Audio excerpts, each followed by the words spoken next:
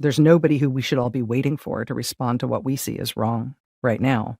There's nothing about your job title that will call you to service in this moment. Wherever you are, however you're feeling, if you know something's wrong, you should stand up any way you can.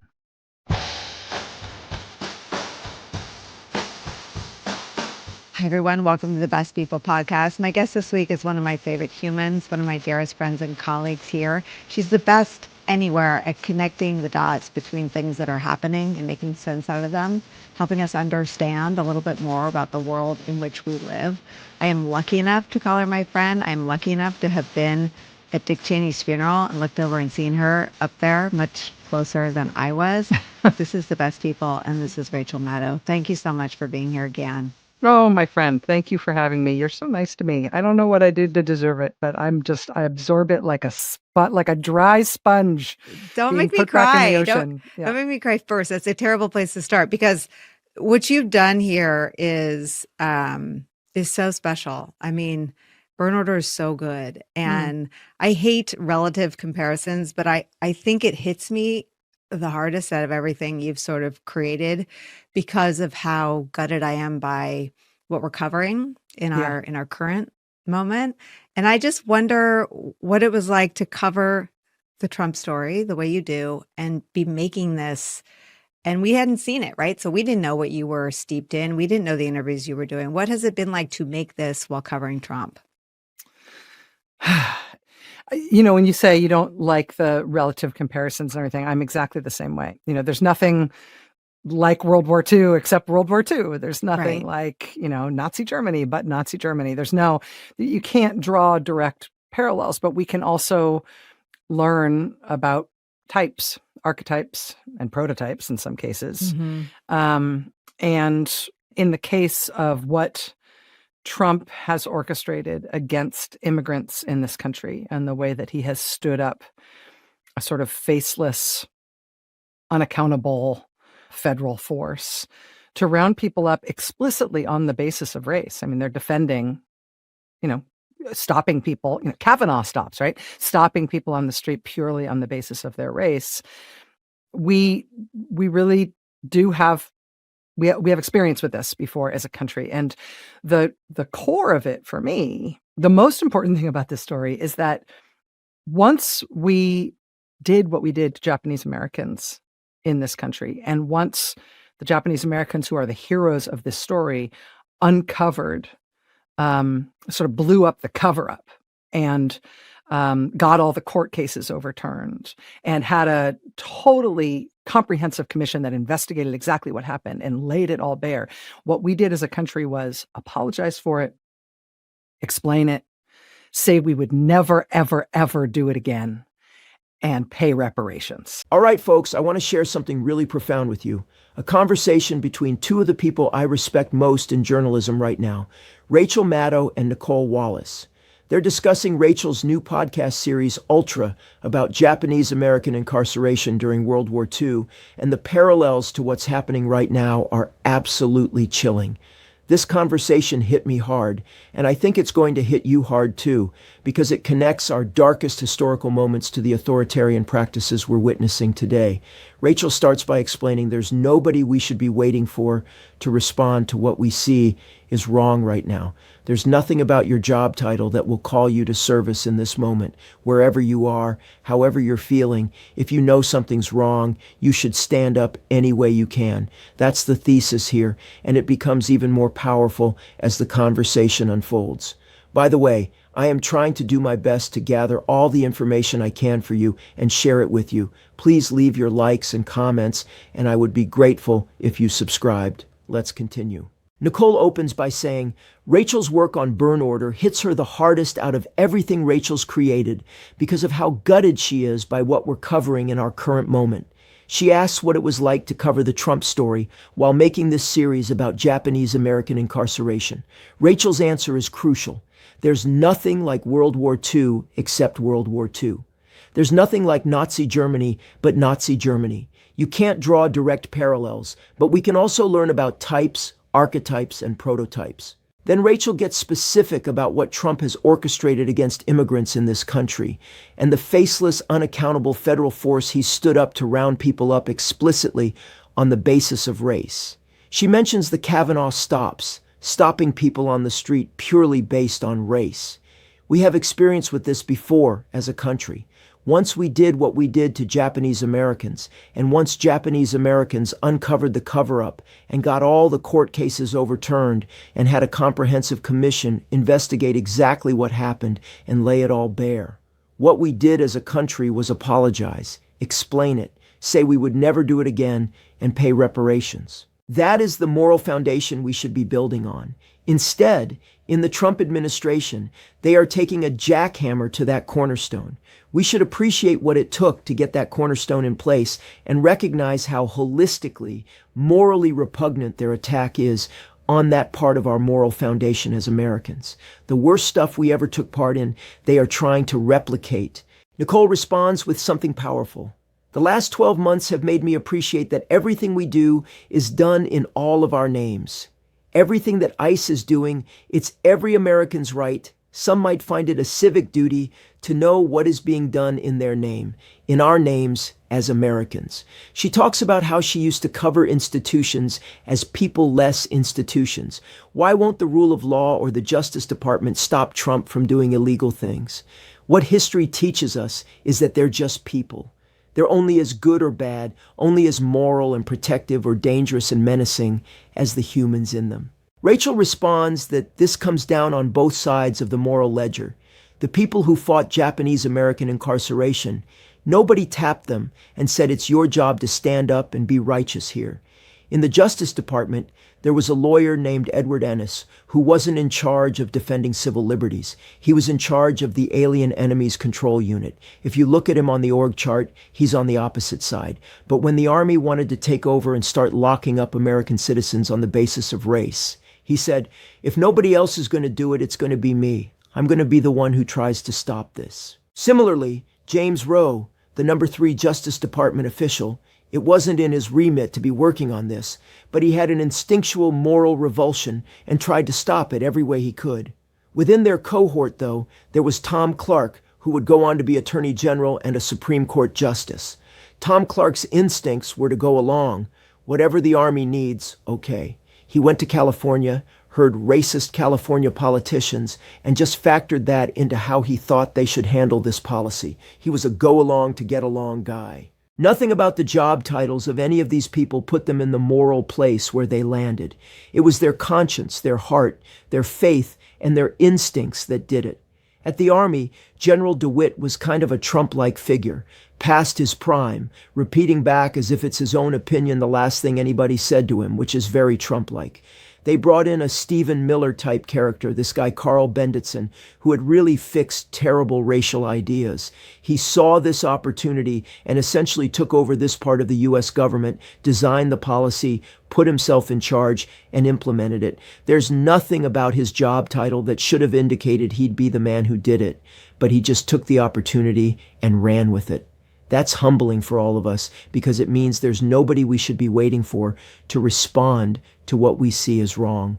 Wherever you are, if you know something's wrong, you should stand up any way you can. Nicolle brings up Danielle Sassoon, the senior lawyer at SDNY who left after DOJ leadership wanted her to drop the corruption case against Eric Adams. Now we've got 1 million Danielle Sassoons, people standing up. But what's amazing is how much power the bad guys amass and how many bad things they get, otherwise neutral or less corrupt people to go along with, especially when you figured out a way to activate the government on the basis of fear or some perceived threat. Rachel explains that with Japanese Americans, we were at war with Japan. Japan attacked us, decimated the Pacific Fleet at Pearl Harbor. More than 2,000 Americans were killed. It was world-changing. But no Japanese Americans were involved in any form of treachery. There were no Japanese American spies or saboteurs. Yet they became the focus of what the threat was. Meanwhile, you had homegrown white American fascists working as spies and agents for Japan. American fascist groups were signing up with the Axis, wanting to overthrow the U.S. government to ally us with Hitler, Italy, and Japan. The same people who designed mass incarceration of Japanese Americans, because Japanese American babies were such a national threat, said let's not lock up American fascists and people in these pro-Axis organizations, because they have the protections of citizenship and must be adjudicated individually. Nicolle finds the parallels in Donald Trump's pardons, the treatment of domestic fascists being dealt with in civil proceedings, while innocent American citizens of Japanese descent were imprisoned. Rachel describes how the conspiracy theories and lies won against the good guys and the facts. It was essentially a bureaucratic fight the bad guys won because they were better at moving the levers of power. After Pearl Harbor, Secretary of the Navy Frank Knox said there was tons of fifth column activity in Hawaii. There wasn't at all. He was covering for the Navy being caught with their pants down. What actually happened was Japan had a really skilled spy at the consulate and one other Confederate, a German Nazi family who ran espionage operations. No Japanese Americans involved whatsoever. But when you've been defeated, when you've been outsmarted like at Pearl Harbor, you come up with ways to excuse yourself and blame others. They made up incredible tall tales about how Japanese Americans were the real problem. In Hawaii after Pearl Harbor, they declared martial law, the Constitution effectively not in place. They could do anything they want. Hawaii had the most concentration of people of Japanese descent anywhere in the United States and just had the attack. They didn't do mass internment in Hawaii. Why? Because there wasn't a political reason. There was a political reason in California where politicians like Earl Warren, who later became the liberal Supreme Court Chief Justice, took the nativist, racist, reactionary stuff happening after Pearl Harbor and turned it to his political advantage. It resonated so well because farmer groups were jealous that Japanese Americans were really good farmers and productive, and they wanted their land. They'd been organized trying to get Japanese Americans out before the war even happened. They freely admitted once Pearl Harbor happened that this was their opportunity to do something they'd otherwise wanted, a racial cleansing of California. Politicians like Earl Warren, people in the press, just ran with it. The people who wanted this policy in the U.S. Army outmaneuvered their rivals to get it done, even though all of the conspiracy theories were not only false, they were known officially to be false at the time. This is about an intelligence success and a human and military failure. Nicolle connects this to what we're seeing now. For the first time in either Trump term, Democrats and Republicans are asking questions about potential war crimes committed in the Caribbean. The person in charge of the military, Pete Hegseth, seems as morally bankrupt as any of the folks enabling these historical atrocities. Rachel explains the risk is most directly the crimes being committed, people being killed. The secondary risk is to our country, and specifically to members of the military being told to commit war crimes, to do illegal things because civilian leadership is telling them, do it or else, and if I tell you to do it, that means it's legal. Part of what haunts Rachel about the Hegseth war crime boat strike stuff is the reporting that there's some classified legal finding they've ginned up saying this is legal, having a lawyer somewhere paper it so military members can be pushed into doing it on advice of counsel. That makes things worse for military members who know it's wrong but may not have any idea how to disobey or contest the order while also meeting their responsibilities. They're being put in morally impossible situations, and we should protect them from that. Rachel thinks when Hegseth posted that cartoon image making light of the whole thing, part of the reason they swagger on this stuff is they're trying to break the country ethically, not just so they won't get pushback, but so those rules won't exist anymore. With the military, the swagger is them trying to break the internal ethics that make it an honorable, professional military so it can be used in unconstrained ways. One way we know Trump wants to use the military is on domestic soil against the American people. You have to break the institution if you want to use them that way. Nicolle talks about the third episode where it started feeling like cymbals clanging in her head. They know it's unconstitutional because of birthright citizenship to round up Americans of Japanese descent, yet the entire bureaucracy bends toward this thing they know is illegal. Senator Blumenthal has seen the classified Office of Legal Counsel memo justifying the Caribbean strikes and thinks everyone should see it. The fact that there were 2 survivors from the first missile strike on the fishing vessel that shipwrecked humans were targeted has this cymbals-clanging resonance to all the people in Rachel's story who knew it was unconstitutional but did it anyway. Rachel explains that in the Japanese incarceration policy, the Justice Department failed in this administrative fight. They knew it was wrong and tried to stop it. When they wanted a legal opinion to paper the executive order, they couldn't get anybody in the Justice Department to sign the memo saying it was okay. So they went to other government lawyers outside justice to cook up a legal justification, then went ahead with this policy they absolutely knew was contrary to the Constitution. Rachel tracked down who these other government lawyers were and why they did it. Oscar Cox, Benjamin Cohen, Joseph Rowan. They were all well-regarded lawyers, New Dealers, seen as part of the FDR liberal brain trust. But they all spent the rest of their careers denying what they'd done with that memo. It's like Rod Rosenstein and child separation. They can't live it down. There's confusion in the literature about whether they were asked for the memo or volunteered it because nobody wants to admit who asked for it. They all tried to explain it was offering a compromise position. The memo's justification included that white people, the Occidental was their phrase, can't tell one Japanese person from another, so there's obviously no way to tell whether any of them are good citizens. That was the level of legal reasoning. They spent the rest of their lives trying to undo what they'd done because they knew it was so morally wrong. That's the fate awaiting people who are part of this stuff now. Nicolle asks if that project, spending the rest of your life trying to wander your legacy from what you were part of, has already begun. She references election night when large pockets of the country started saying, "No thank you, not for me." Rachel thinks we get tests of this every day. She was thinking about it with CBS canceling Stephen Colbert, transparently capitulating even though he has the highest-rated late-night show in America. At the same time, Trump-connected oligarchs are taking over the company and putting a right-wing blogger in charge of CBS News. Rachel was at Colbert's show recently making drinks on camera, and she was thinking, they announced canceling Colbert. Everybody knows what it's about. They're trying to live down their shame already in terms of how they're capitulating. The CBS News takeover has been a huge embarrassment. They should reverse the decision about Colbert. Donald Trump is -24 in his approval rating. Since then, he started talking about Somali people as garbage and has been exposed for carrying out war crimes so obvious in a non-war that UK intelligence partners pulled out of Five Eyes arrangements because they're afraid their officers participating with us will end up going to jail. That's what's happened since you decided to please Donald Trump by taking Stephen Colbert off the air. Maybe don't do that. Maybe you can now see where in history you're going to end up. Now's your chance to alter that and get right. A lot of institutions are in that same boat. When Kimmel was taken off the air after Next Star and Sinclair capitulated to Brendan Carr, there was national outcry, and they reversed it. There wasn't some backlash on the right. Even within MAGA, they know it's wrong for the president to dictate who can be on television. Rachel says corporations need to be disciplined by public opinion. There's a reason Harvard hasn't capitulated.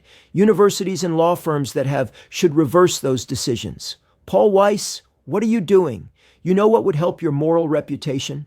Acknowledging you did the wrong thing and undoing it.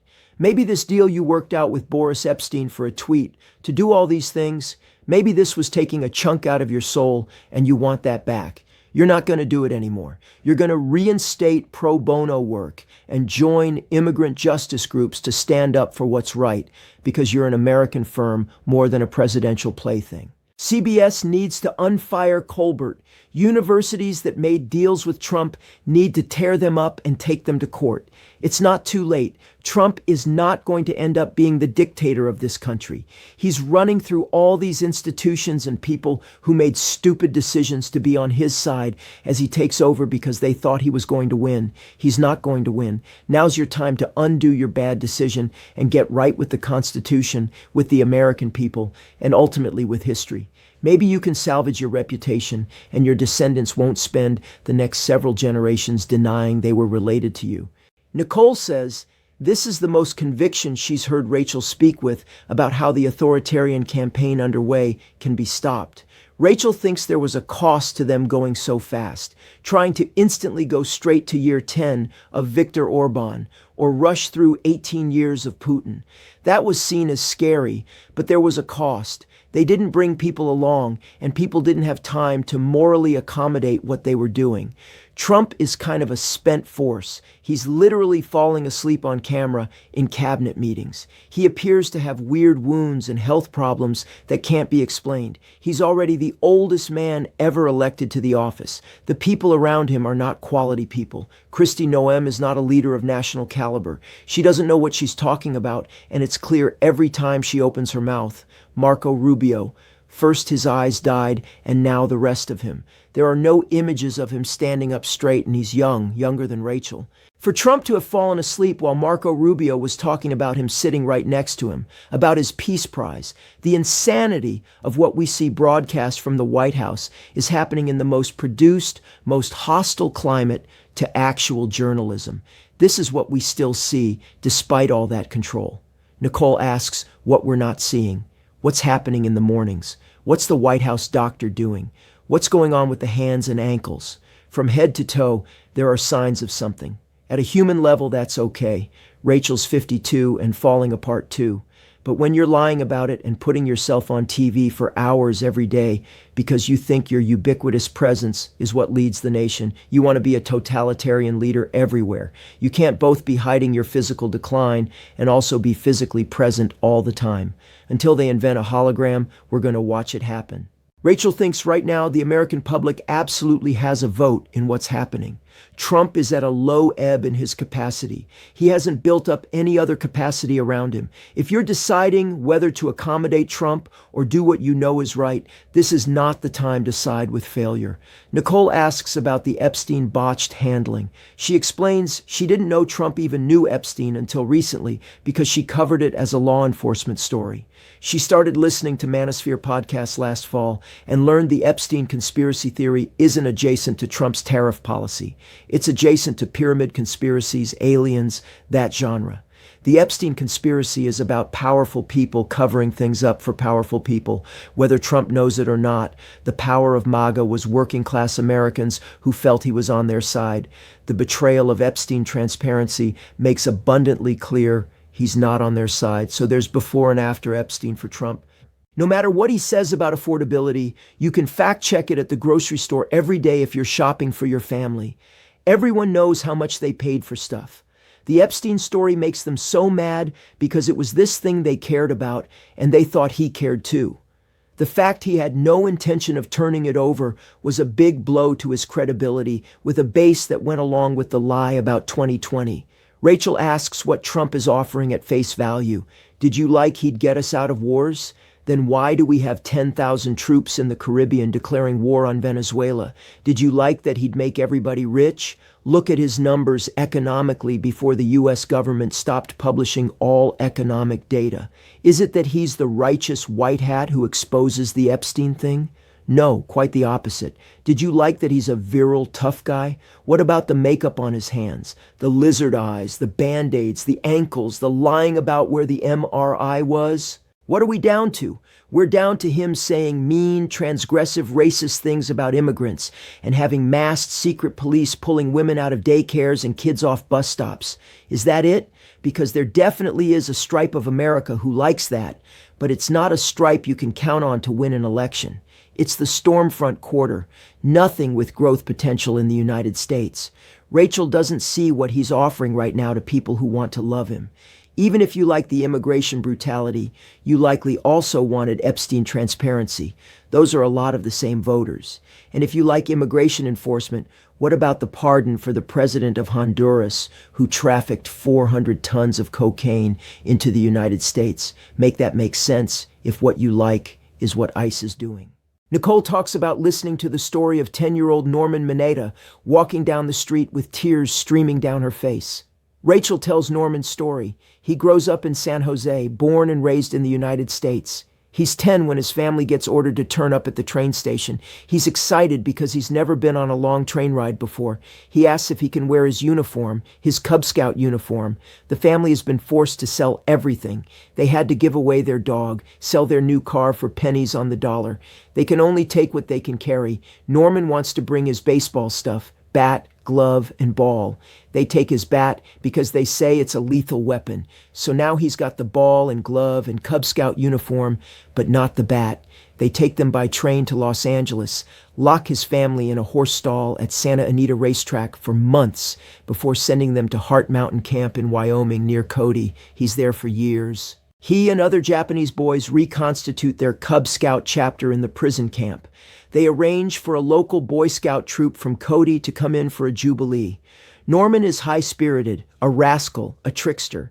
Some boys are being mean to him, so he plays a trick. He arranges for their tent to be flooded in a rainstorm by digging a moat. He makes common cause doing this with a white kid from the Cody Boy Scout troop.